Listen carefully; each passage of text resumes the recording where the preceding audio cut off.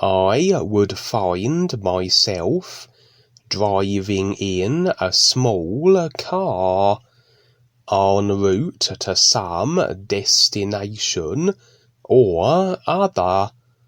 The scene would switch, and now I was in a countryside setting.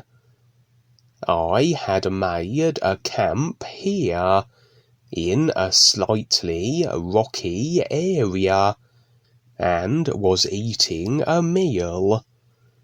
Immediately, everything seemed so familiar, as this was a place I used to visit in my dreams when I was much younger in this lifetime. And like many real side experiences and dreams from earlier in this life, before finding the new presentation, I had forgotten all about it until more recently, where it seems the new you song and my process of awareness would reacquaint me with these experiences long forgotten, as I now would either replay some of them, and often with additional content, or simply find myself there again, in the same settings and situations. But rather than a memory replay, it was more a case of what would unfold now in accordance with my decision and intent as it is now.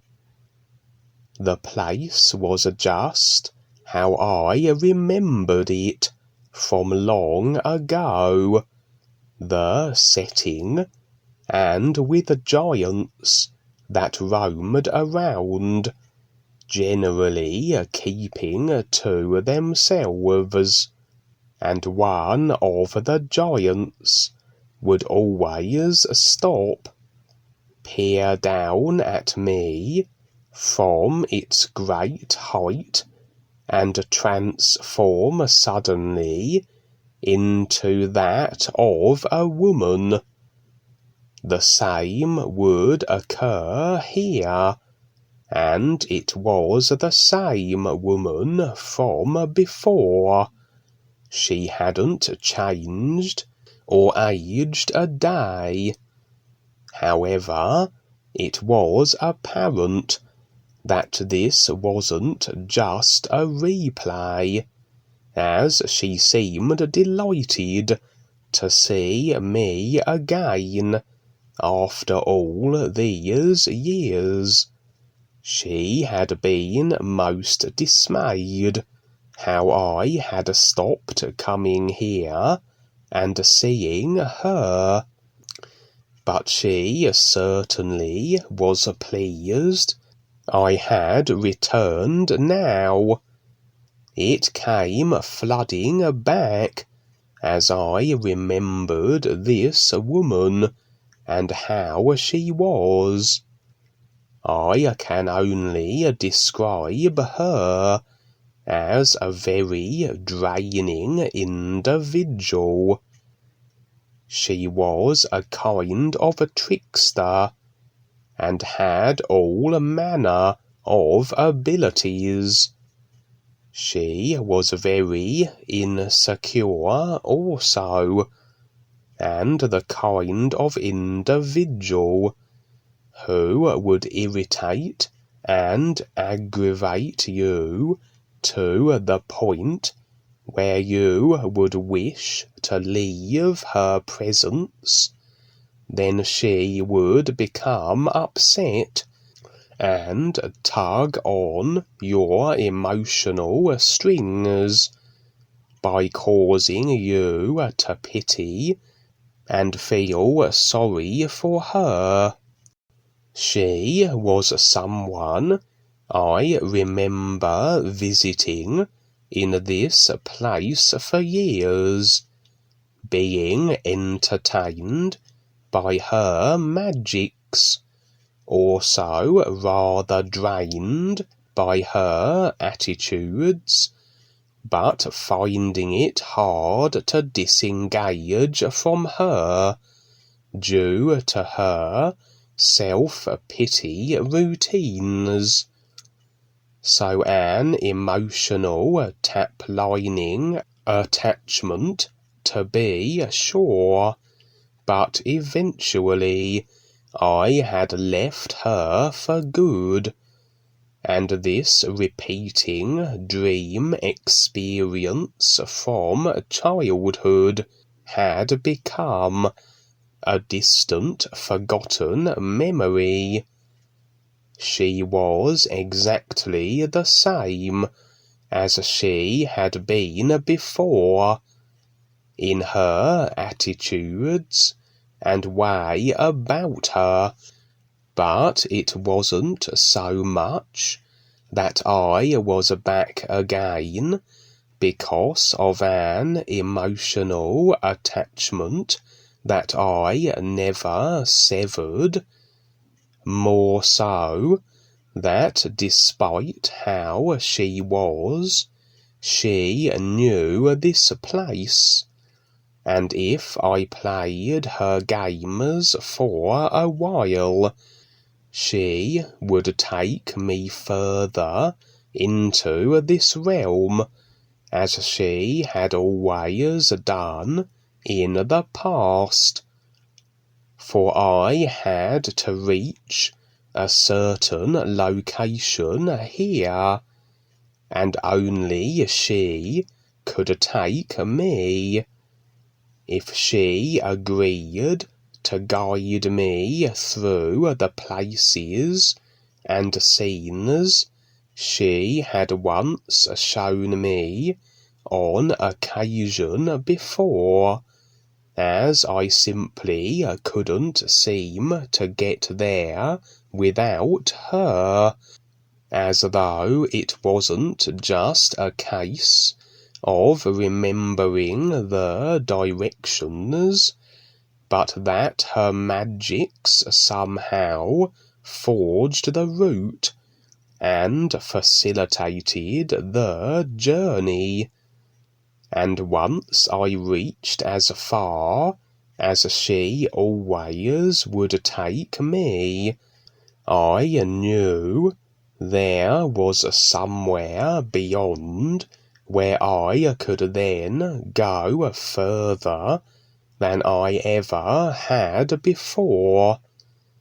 Also, as in accordance with my recollection of this dream, there always was another woman here. She would enter the scene briefly, greet us both, and linger for a time before departing.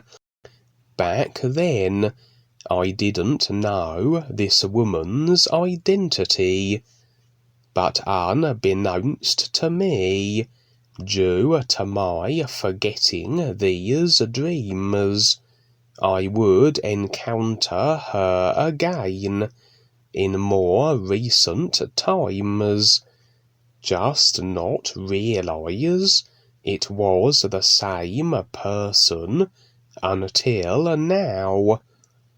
For here she was again, and although this wasn't a memory dream replay, made apparent by how the trickster woman was delighted in my return after all these years, etc., this other woman simply entered the scene and lingered, as she always did. I assumed she would say something different, or at least be a little surprised at realizing who I was, for this was an individual who had been with the new presentation, but had decided to step back and return to her personal life and self. And her diminished awareness was very telling. She seemed very much encased in her own personal bubble, and almost drifting through this scene on automatic pilot, like part of the scenery, like playing a role and reading set lines, as opposed to recognizing something more and doing something different. For stepping outside of the personal self and always endeavoring to stand in and walk in the unknown has us always with the option of doing things differently when we revisit these old experiences, or the option of doing more and thus seeing more and becoming more aware consequently. I didn't attempt to speak with this former new friend, for I had the sense of my impending objective, a mission if you will, and I had the impression it would be wasted effort, as she seemed so very vacant. My attention returned to the tricky female, and I would persuade her to take me further into this realm, as she had done all those years ago. I had to endure her nonsense for a while, and humour her, and give her the attention she craved, and it was as though she was milking it also, but nevertheless I played her game. Finally, she was prepared to take me where I required to go, and it was at this moment that a few other new friends materialized, as though they were to accompany me on this adventure. Evidently, they had agreed, and here they were, manifesting in our presence. The only one I recognized was Peter, my father. The woman was slightly taken aback, a little suspicious, but I assured her all was well, and after her standard attitudes and nonsense, we proceeded. The scene skipped to a kind of western setting, a more arid and bleak, dusty landscape, with tumbleweeds rolling past, and there were a selection of abandoned horse wagons sitting broken in the hot sun. We all proceeded down an irregular, fragmented, and disused train track, with the woman in the lead.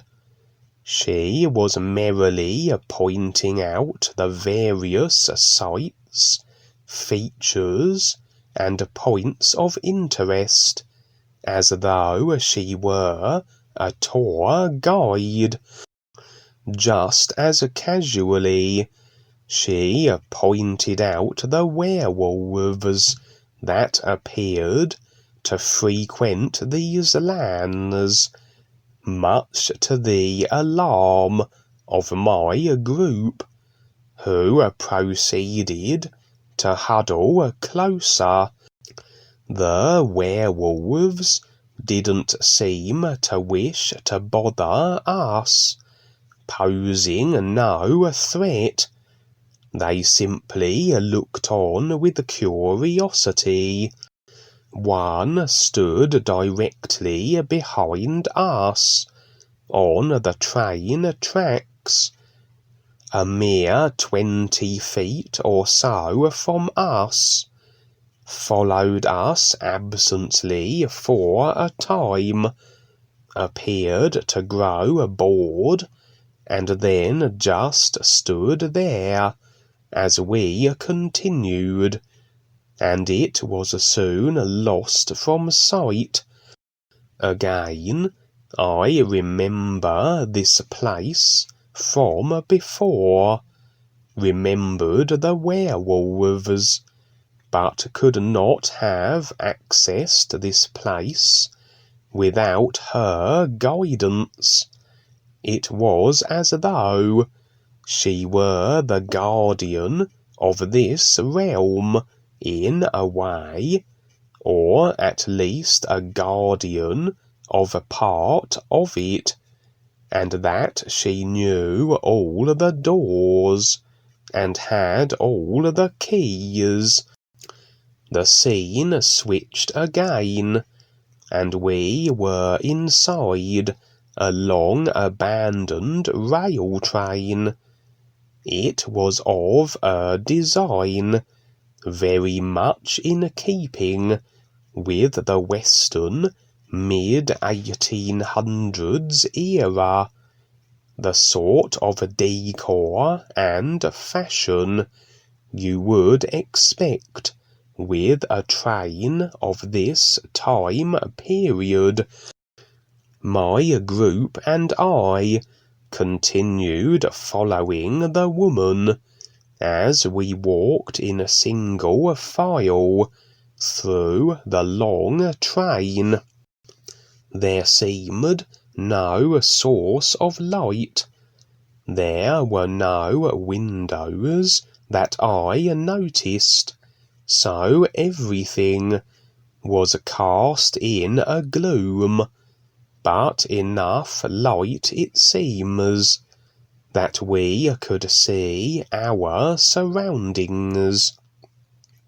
Again, as it always was in the experience from years ago, the train was full of large mutated spiders that seemed to pass the time jumping on the few people that seemed to dwell in this train. The victims were also dressed in the appropriate Western-style era clothing, and as we continued on, we would observe the giant spiders pounce the hapless individuals and appear to eat them. We were not moved to assist or even consider doing so, for this part was like a replay, and the exact same scenes and the same individuals would be eaten by the spiders, as they always were, every time I had passed through this part of this curious realm. That the victims were real was likely, but they were almost locked in this time phase of repetitive torture and demise, almost as though their fate was recorded in a movie, to be played endlessly for anyone who entered this train. The woman leading us and I both knew this, and knew that no assistance could be ventured, as though we were removed from their position in life, and couldn't then interact with it or them, and indeed the victims could not see us, and the spiders paid us no attention either, equally oblivious to our presence. Reaching the end of the train, it would seem as though we were confronted with a dead end, but again our woman guide knew the places to go, and where each scene concluded, and the crossover points, if you will. For the moment we reached this final carriage of the train, we switched to another scene. We were in a dense jungle now, the air humid, the surroundings dark and forbidding. We stood before a stone entrance. No door barred our path. It was just a doorway opening,